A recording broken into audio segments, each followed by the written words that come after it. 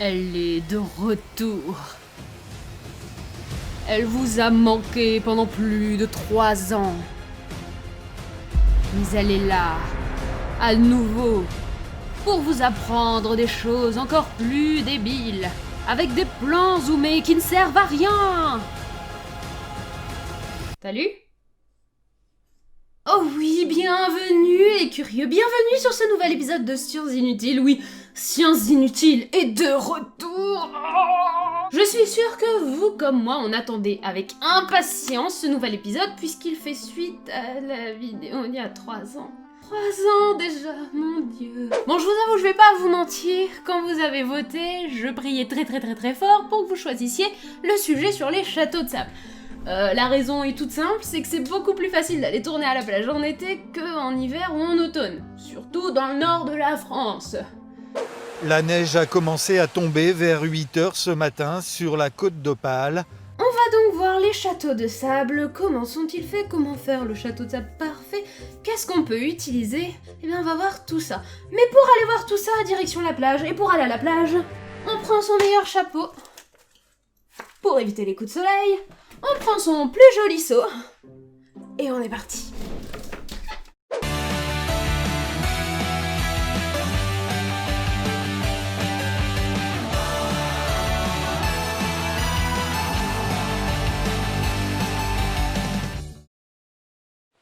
Le voyage est fini, nous voilà donc arrivés sur la plage de Port-Mahon. C'est une plage du département de la Somme qui est pas mal connue puisqu'on a à côté la baie d'Authie qui nous permet d'observer les phoques assez facilement. Il y en a un bon paquet tous les étés et il y a surtout beaucoup de monde. Donc me voilà arrivés sur une plage de sable fin. C'est quand même vachement plus pratique pour faire un château. J'ai mon seau Super Mario Bros parce que les geeks aussi vont à la plage. J'ai ma pelle, on a tout ce qu'il faut. Mais la question maintenant c'est de savoir d'où vient le sable qu'on va utiliser aujourd'hui pour faire notre super château de sable. D'où vient donc le sable de nos rivières? Eh bien dans la majorité des cas, en fait, le sable va venir par les rivières. L'eau qui est contenue dans les rivières et qui va couler du coup le long des lits va en fait éroder les roches qui se trouvent dans le fond des rivières et sur les côtés et va en entraîner une partie. Au fur et à mesure de son voyage, les petits cailloux vont être de plus en plus érodés jusqu'à devenir tout petits et constituer le sable en arrivant. Donc on va surtout trouver des pierres de type granit, grès ou argile. La côte d'Opale et la baie d'Authie ont un passé un peu particulier. Pour ça, je vous invite à voir ce magnifique schéma qui trône derrière moi. Alors, vous avez en noir la ligne du rivage de la côte d'Opale il y a 6000 ans. En fait, la côte d'Opale était principalement faite de falaises et le niveau de la mer était 35 mètres plus haut. En se retirant sur ces 6000 années, le rivage va être redessiné ici en rouge puisque l'eau va éroder les falaises et va venir amener du sable qui était autrefois dans la Manche.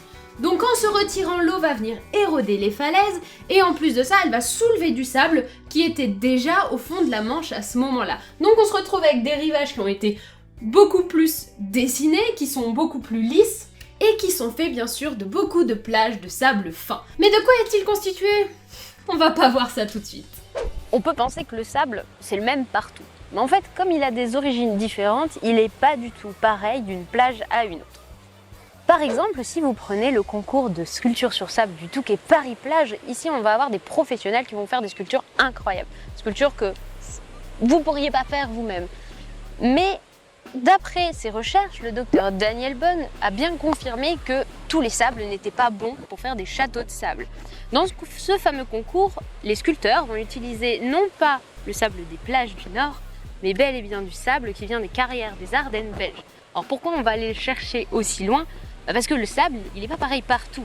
En fait, le sable qui sort des carrières des Ardennes belges est plus carré que le sable qu'on peut trouver sur nos plages à nous. Si vous deviez construire une maison, est-ce que vous prendriez des briques rondes ou des briques carrées? Les châteaux de sable, c'est pareil. Alors dans ce sable-ci, sur notre plage de Port-Mahon, est-ce que c'est du bon sable pour faire un château de sable? Le sable maintenant, de quoi est-il fait? Eh bien, ça dépend d'où il vient. Si on prend le sable de la baie d'Authie, donc que j'ai ici dans mon petit bécher, on voit que c'est un sable qui reste très clair avec des grains très très fins. Et ici dans notre cas, on avait bien raison tout à l'heure puisque la majorité de ce sable est en fait de quartz qui a été érodé par l'eau et donc bien poli en petits grains.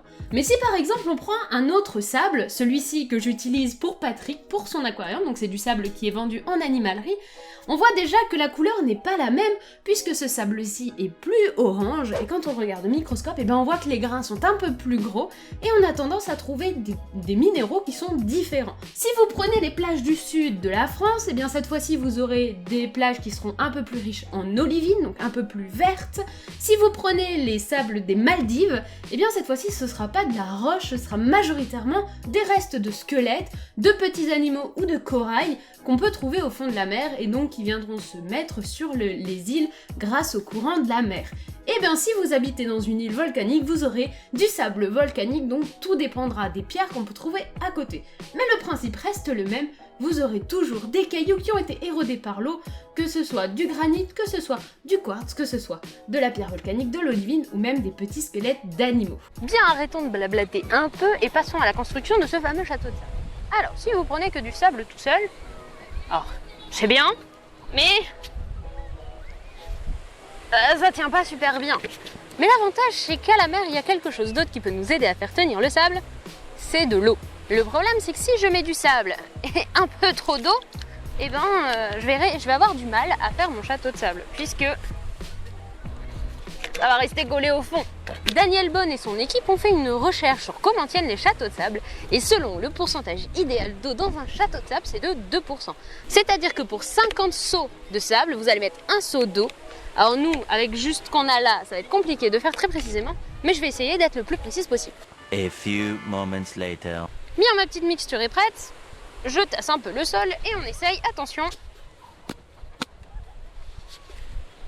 Ça tient pas trop mal. Évidemment, ici on fait avec ce qu'on a. Mais les pros qui font les sculptures sur sable autour du Touquet Paris-Plage, ben ils ont un sable un peu particulier. Ils le ramènent des Ardennes belges et ils le font préparer pendant une semaine. Une semaine à l'avance, on ramène le sable de Belgique, on le met avec ce qu'il faut d'eau et on le compacte pendant une semaine dans une grosse caisse en bois pour le tailler, non pas comme nous on le fait, mais plutôt comme on taillerait de la pierre. Alors là, vous voyez, à force de taper dessus, mon château s'est écroulé. Mais on peut faire en sorte qu'il tienne encore mieux. Et pour ça, vous prenez votre seau, votre pelle et vous les jetez. On n'en a plus besoin puisque l'idéal c'est d'utiliser vos mains. Avec vos mains, vous allez pouvoir encore mieux compresser le sable et pouvoir le tenir plus facilement. Je vais essayer de faire ça. Alors évidemment, en faisant votre château, il faut le compresser à la main. Mais ne jetez pas tout de suite votre seau et votre pelle, vous pouvez les utiliser pour augmenter plus rapidement le volume de votre château.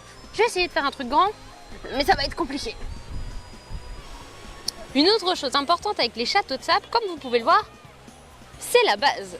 Et oui, il faut une base beaucoup plus large que le sommet si on ne veut pas que le château s'écroule. L'inverse, ça amènerait la gravité à tirer les côtés vers le bas. Ici, comme la base est plus large, le centre de gravité va être descendu dans la sculpture et ça va lui permettre de garder un bien meilleur équilibre, peu importe ce qui pourrait passer à côté. Alors évidemment, si je mets une grande claque dedans, le château s'en va. Mais globalement, il est censé mieux tenir. Une autre chose importante, encore une, sur les châteaux de sable, évidemment, c'est leur hauteur. Plus vous ferez un château haut et plus il sera difficile de le faire tenir en équilibre. Cette fois-ci, ce sera plutôt le vent et tous les gestes qu'on peut avoir qui pourront pousser le château de sable sur le côté, comme on pourrait le faire avec un immeuble par exemple. On l'a vu tous ensemble, le sable c'est super chouette quand on marche dessus et qu'il est chaud, quand on fait des châteaux avec, il est incroyable. Mais le sable n'est pas renouvelable. On l'utilise pour faire du béton, pour faire des maisons, donc tous les jours, l'humanité va grappiller un peu plus de sable dans ses mers. Quitte à les approfondir, quitte à détruire des digues entières juste pour construire des maisons.